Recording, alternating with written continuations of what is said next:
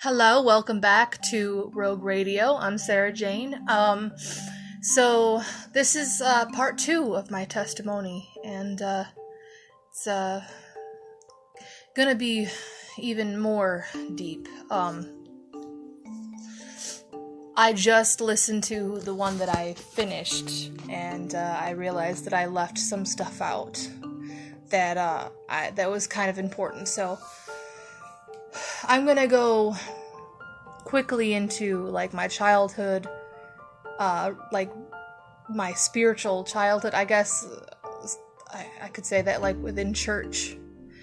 I remember to this day my mom always had to dress me in pantsuits, dresses, everything. I come from a very deep-rooted, old-fashioned Christian family, and so putting on your Sunday best was like a must.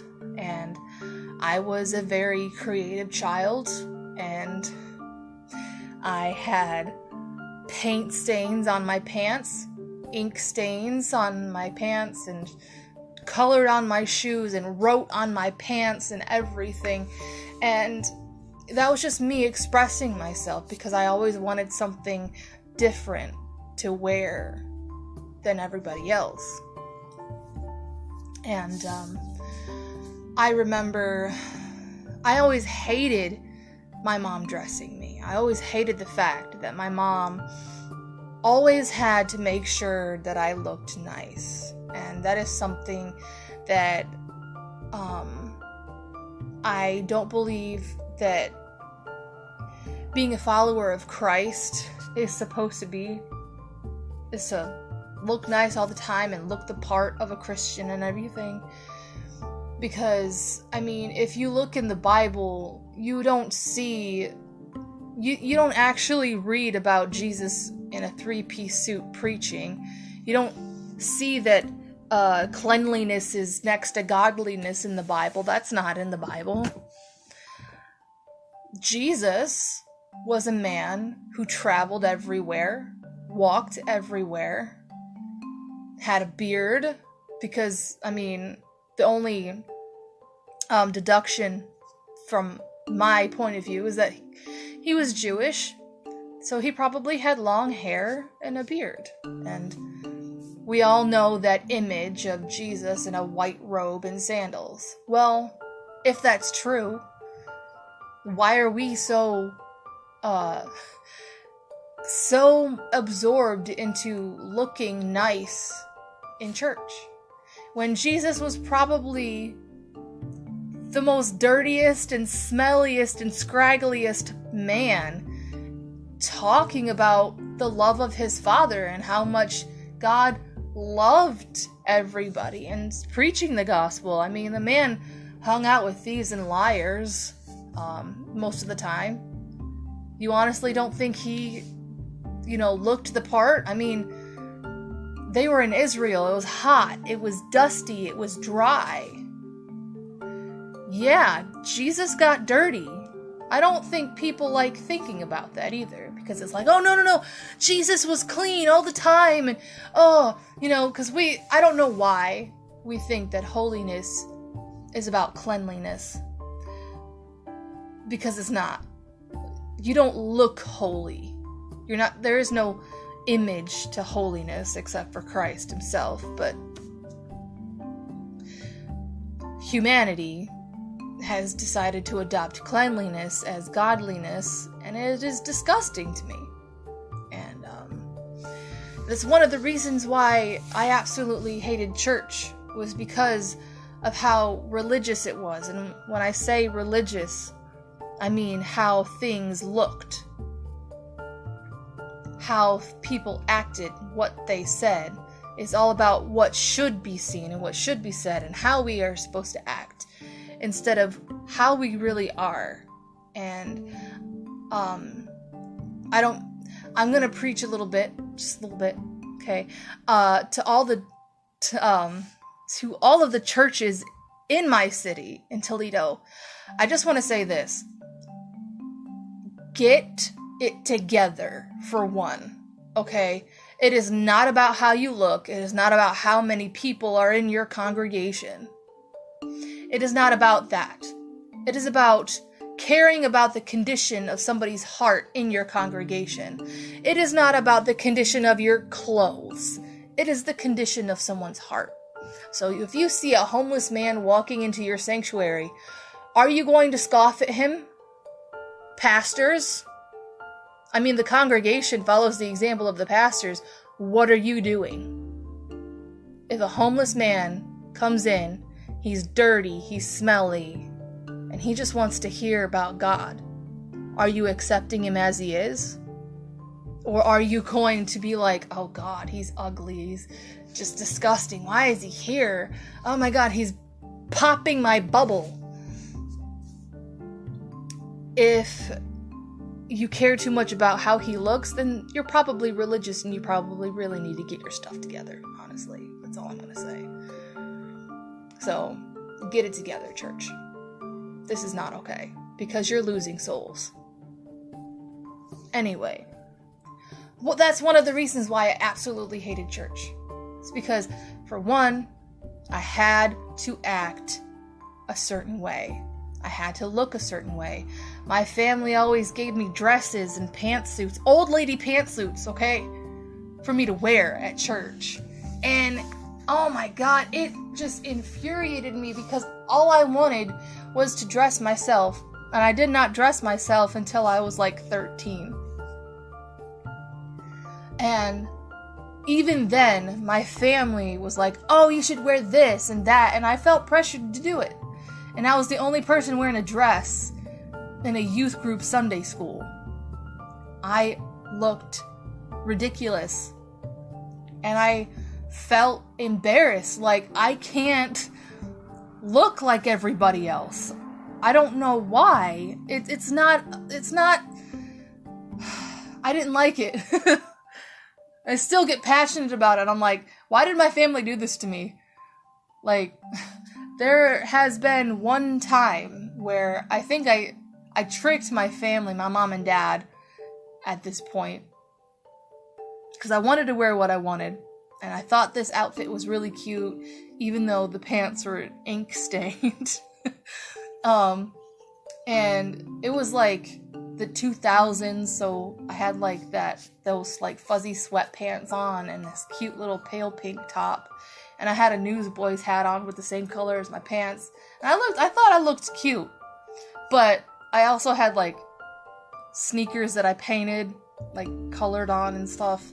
And I hid in one of the classrooms because I did not want my mom or my dad to see me. Because I knew that they were going to talk to each other. And they finally caught me and they put me in their car because I looked raggedy. They were so ashamed of me wearing that they stuck me in their car and I was not allowed to, be in church. Like, I was not allowed to participate in church because I didn't look the part. Now, I'm not blaming my parents. I'm not playing the blame game. That's just how they were taught, and that's how I was taught. But I'm going to teach my children differently. Okay? Because I recognize that was not right. But throughout my childhood, in my family, I always felt like I had to act a certain way and be a certain way. And every time that I expressed myself verbally, I was either shouted down or ignored, or even be like, oh, Sarah, stop arguing. You're just trying to argue. And I'm like, no, I'm trying to join the conversation. Why can't I join the conversation and be a voice too? Like, there were times when, like, my parents, we were talking about Egypt for some reason, and I wanted to put my 2 cents in. And I remember them saying, like, putting my 2 cents in because I watched a documentary. Like, this is a for example. Every time I go back to a memory, it's basically an example of, like, what I had to go through. But I remember putting my 2 cents in, saying something about the caste system, because my dad was saying, like, you know, how dirty Egypt is, and like how like the hard life that they got there. And I'm like, it's because of the caste system. Because if you guys don't know what a caste system is, it's a ranking of people. So like the government would be first, and then the businesses would be second, and then the farmers would be third, and then, you know, so on and so forth, all the way down the ladder. And I remember my mom and dad got silent. Like, they only gave me 1-word replies. And I'm like, why? Why can't we just discuss this and debate this like people, like grown-ups? And I even said that. I even was like, why aren't you listening to me? Why aren't you talking to me? And I got upset, and I remember just like talking to them about it, like how upset I was, and my mom's like, well, it's just because we're not interested in it, honey. And I'm like, you guys were just talking about this, and I can't put my opinion on the situation just because I'm your daughter, because I'm like I don't know what they thought of me, but I got upset. And I was like, well, why do I even speak to you guys when you guys don't even listen? And then they're like, oh, Sarah, stop being dramatic. Stop being dramatic. The only reason why I was ever dramatic was because I was never heard. I was never really listened to. And they always mistook my passion for anger or for radicalism. And they always thought that I wanted to argue. And that kind of upset me, because there were times when I actually really wanted to talk to them. But they had this idea in their head that I was the person that always wanted to start something, always wanted to start a fire. And I'm like, listen, I'm just trying to talk to y'all. You guys tell me that I should be more social, but then you shut me down the moment I say something. It was a constant building up and tearing down, and I don't know if they realized that. But that's a memory. It's not, I'm not angry about it now. I'm not upset about it now. You know, everything that was in the past is in the past. I will say that. So, but this is how it was. This is how my childhood was up to my teens. And like I said, there was a spirit of perfection in the family, and I thought I had to be perfect and had to look nice. I mean, my family always complained that I wore holes in my jeans and ripped shirts and ripped jeans and stuff. I was just being creative, or, you know, I was just a different type of kid. That's just who I was. And I didn't like the fact that they didn't like me for me. They just cared about how I looked and how I acted and what I should say and shouldn't say and everything. And it was just stupid to me. And so I believe that kind of tied into the spirit of perfection. I feel like that tied into a lot with my mental illness, where I could not be myself. I felt like I was being put in a box that I couldn't fit in. So,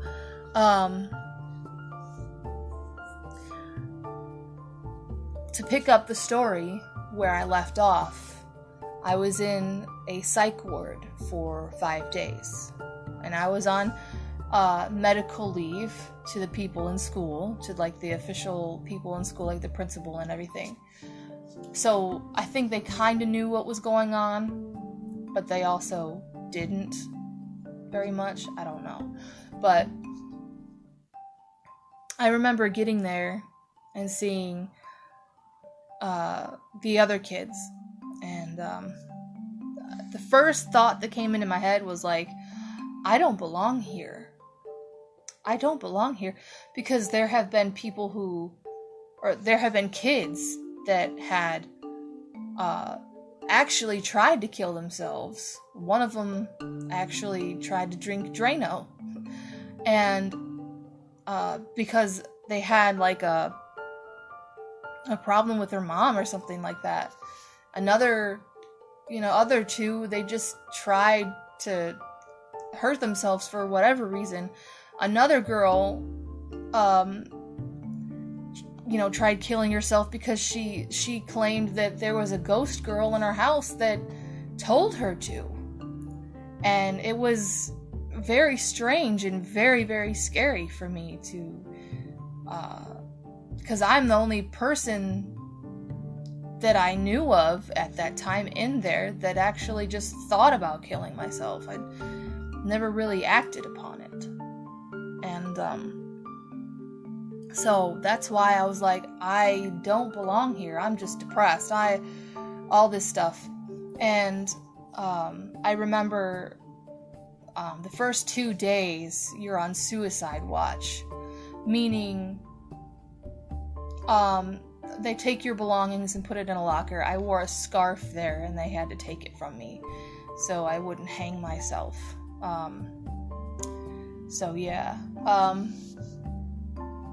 And I remember the first night I cried. I just cried myself to sleep. I was 19 and I was in a psych ward. And I didn't know how this even happened. I knew my family cared about me. I understood that, this was just something that this was like their last resort or whatever. I don't even know. But, I think that was the first time I was actually separated from my family. And even though they visited a few times, like as much as they could, it was the fact that I was separated and I wasn't there all the time with them. And it scared me. I was in a place where I didn't know anybody, and it was traumatizing. And I remember hearing screams in the middle of the night because there was a girl who was mute. And the only thing that she could do to communicate with someone was to scream. And I want to say she was about, 7 years old, and she was in a psych ward because her parents, I don't know the condition of, their minds at the time for them to bring their child to a psych ward who was 7 and was mute. And I remember my heart broke for her more than it did for myself, because this girl wanted so much to talk, but she couldn't because she was mute. And that was the one thing that she couldn't do, was speak. And I knew that she wanted to do that. And I heard so many of the wardens there. I wouldn't say wardens. They're not people who dictate a prison. They're more of therapists. The therapist would be like, no, you're not supposed to scream. They're just telling her sternly not to scream. And we're gonna wait for the sirens to go away. But that was my experience there. And I remember her even, trying to talk. Like, she would vocalize certain things. Like, she would try to form words and she would say it audibly or try. So I knew that she wasn't necessarily too mute, even if she was diagnosed with being mute, because you can't scream without vocal cords and you can't vocalize without vocal cords. So why was she even there? But that was probably the worst case that I saw there.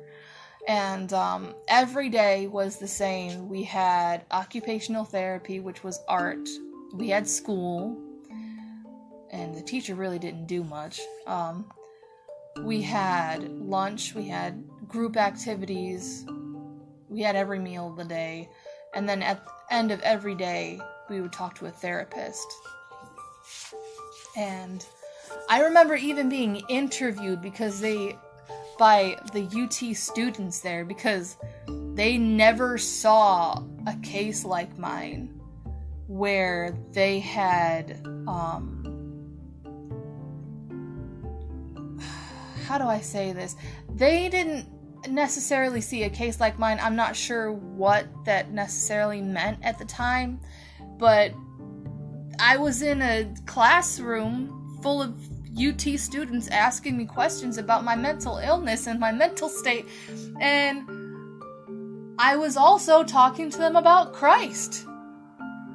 And I don't know, like, there I was more at peace because people were asking me about God.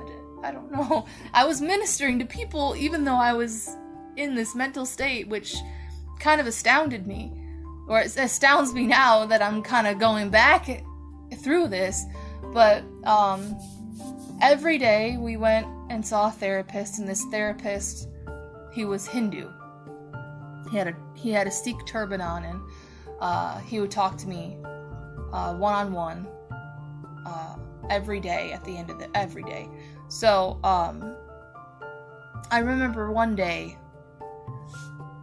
telling him, like, oh my God, I feel so strongly that I hate God, and I hate that he's put me through this, and I hate the fact that he has put me through this, and I just hate him. I feel like I hate him for it. Like, I feel like I hate him for it.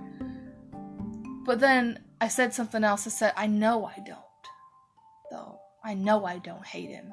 And I don't know what else I said in that room that made this Hindu man tell me, like, he kind of looked at me, he goes, Sarah, you have such a good connection with God, I don't understand why you're having a problem. And it wasn't until I told my dad about it, and he was like, Sarah, you just ministered to a Hindu man. And I was like, oh, okay. Like, I was doing things unknowingly, and God was still using me, and it was really, really cool. But at the end of the 5-day stay at this psych ward, I ended up going back to school, and it was kind of emotional for me because I didn't expect a welcome like this. I came back to high school, and people in the hallway would recognize that I was back. And they would say, hey, Sarah, we missed you, and we love you, and, you know, I hope you're doing okay. And I don't know whether they were notified about what was going on with me or what. I don't understand. I don't know how, but I just knew that they realized that I was absent from school, and they recognized that I was back, and they were happy about it. And I didn't know I mattered that much to so many different random people. Like, I didn't even know a lot of these people. Like, I knew of them, but they actually didn't, like, know me personally. And they were like, oh, I'm so glad you're back. We missed you, and, you know, tell us about what happened or whatever. You know, where have you been? And I was kind of touched because I was like, I didn't know that I mattered that much. My existence mattered that much to my classmates. Like, I even had a friend at the time, like, he gave me a card saying, like, listen, because I think he was one of the people that I actually did pour my heart out to at the time about what I was going through. And he sent me a card. He gave me a card. He goes, listen, you can talk to me about anything, just don't keep it to yourself, you know. And he even gave me his number to, like, talk to him and everything. And I've had teachers talk to me and say they missed me and that they wanted to know what was going on. And, I freely told them. I didn't really have much to hide. I didn't care.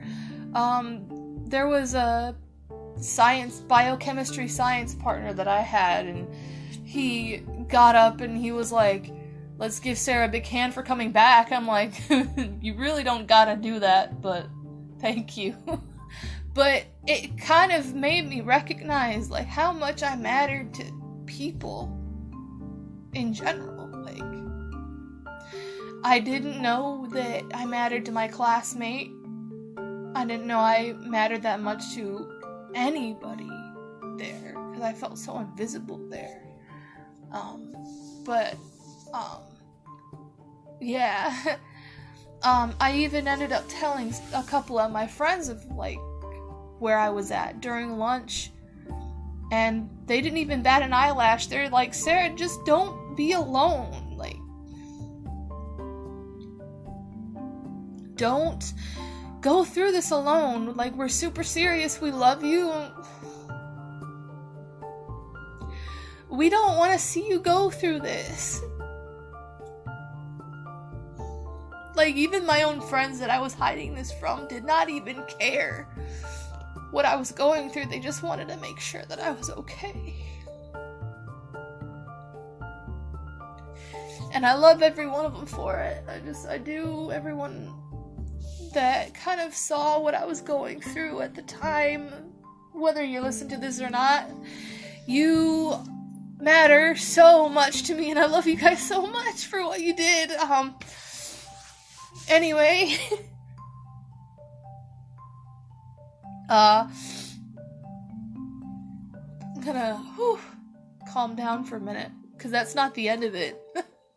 I wish I could say that was the end of my testimony, but it is definitely not, because even after I graduated, I moved out into a housing where they house people with mental illness, like bipolar and depression and all that stuff.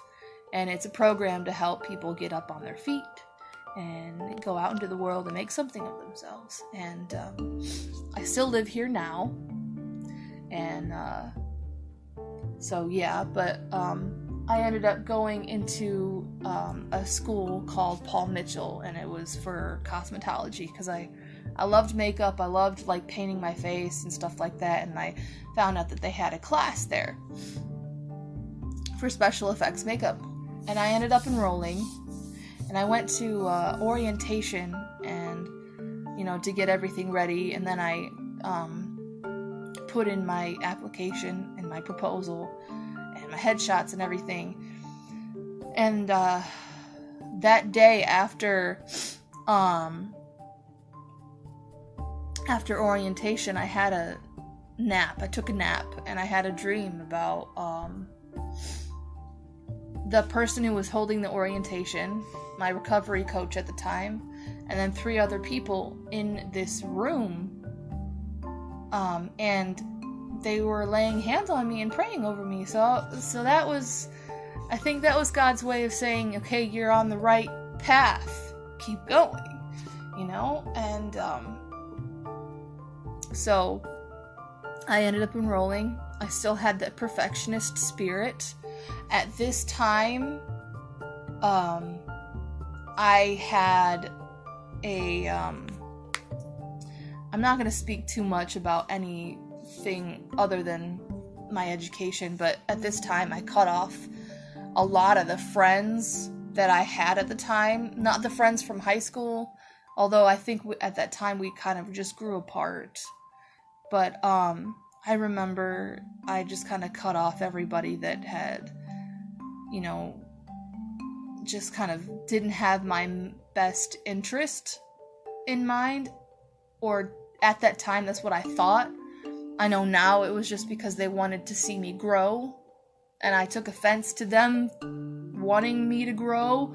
Just didn't want to really do anything at the time because I was so depressed. But I cut myself off.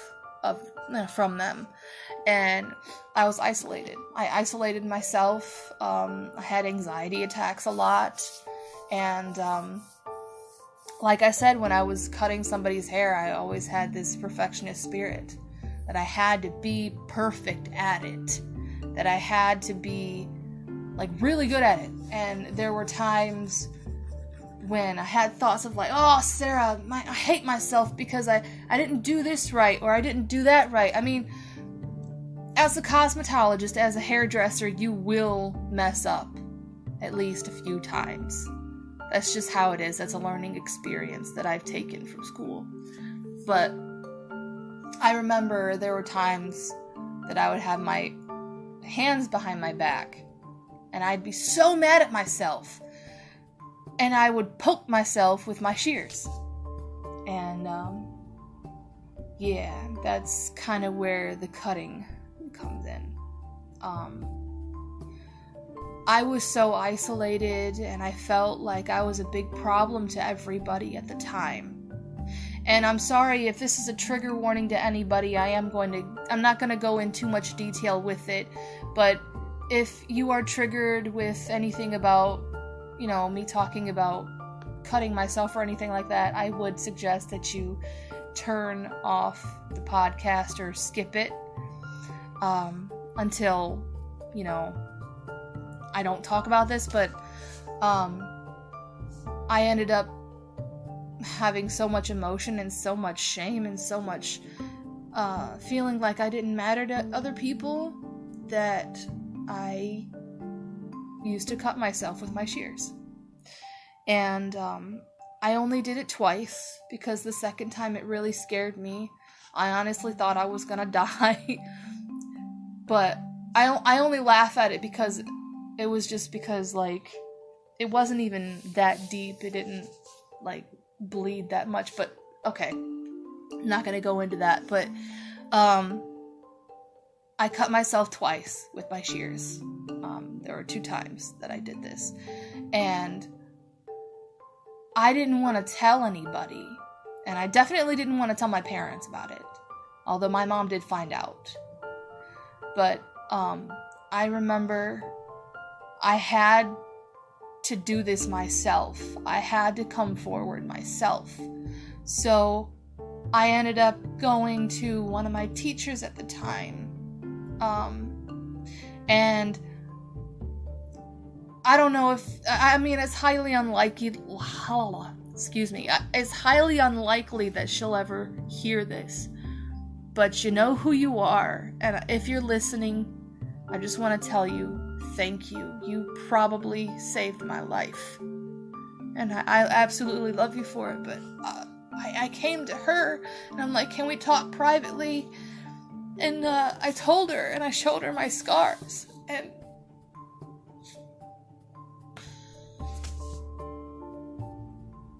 she hugged me, and she's like, Sarah, you're loved. She said, Sarah, you're loved. Don't ever feel like you have to do that again. Talk to us. I don't remember the extent of, like, what she said in depth, but I just remember being really grateful for her taking my shears. And so, every time I had a haircut, I had to go to the office and get it, but it was better off not having it to hurt myself at home, where they didn't have any control. And, so I knew I was in a safe place there. That, people actually really did care for me there. That they loved me, and they wanted to see me succeed and everything. So, I ended up, graduating, Paul Mitchell, and just before I graduated, I met my fiance, Terrence, and Terrence actually becomes a really big part of my life, and it kind of helps me see the real Christ and who Christ really is apart from religion. And I gotta make it short because I don't want to make a third part, but I have about 20 minutes left. But before I graduated, I started talking to my fiance, and I didn't know that I loved him at the time. Like we will both confess that we were not each other's types, but something pulled us together, and he helped me see the real Christ, and the Christ that loves you unconditionally, and just, wants to see the best in you and to fulfill his plan for you and everything. And I will always be grateful for that, because I also think that he might have also saved my life spiritually, because I was in a very dark place before I graduated, and even after I graduated it was kind of hard for me because I didn't know where to go, I didn't know what to do, and so I am now a recovery coach. I work at a wellness center. It's not a crisis center. It's more of a place for people to find a safe place to kind of get up on their feet and stuff. And I am a recovery coach, meaning that I use my mental illness, or like what I've gone through mentally, my mental experience, to help other people through whatever they're going through. And it's a very it's a very rewarding job, and I thank God for it, honestly. So yeah, that's what I do now, and I'm glad that I can do that and everything. So I just I hope that, I don't know, I guess the one thing that I can say to people who are going through their own mental journey and their own mental illness is, please don't give up. There are people around you that love you and want to understand you. You just have to open up. Don't make yourself be alone. Don't be alone with your thoughts. Find your small circle of friends that support you, the family members that support you. Sometimes your family don't support you. Sometimes your friends are more of your family than your blood is. And that's all I really want to tell you, that you can recover from this, because I have come out a recovery coach from everything that I had gone through to help others with what they're going through. And here I am, also trying to use my testimony to help other people. And I hope to God and I pray to God that this reaches people that really, really need to hear it. That you are not a misfit, you are not a failure, you are not an ugly or fat or evil person, or whatever you have decided to label yourself, or whatever your mental illness has decided to label yourself. It is not true. It's a lie from hell. You are a good person, and whether or not you believe in God, okay, for those of you who do, you're a child of God. And even if you don't and you're questioning, you're still a child of God. And He wants a relationship with you. And He loves you. And, yeah, I'm gonna preach, okay? Just a little bit. He wants you to give Him a chance. Because He loves you that much. He's your Father. But I'm not gonna try to force anything on you. This is just what I feel God wants me to say. That He loves you. He understands. He knows you. He sees you. I just want to let you know that you are not what you are saddled with. You are not what you have been crippled with. You are victorious, and you are a wonderful person. And that's my show for today. Because if I keep on going, I'm just going to keep on going passionately, and then it's just not going to make any sense anymore. But anyway, have a good day, guys. I don't even know how to end this, but like I said, I hope this really helps someone out there with what they're going through. And I just want to let you know you're not alone. You are loved. Find the people that love you and stay with them. And find the people that help you grow, because it's worth it. Life is worth it.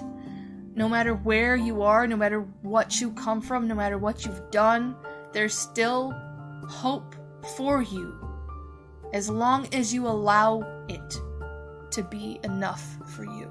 All right? I love you. Have a good day.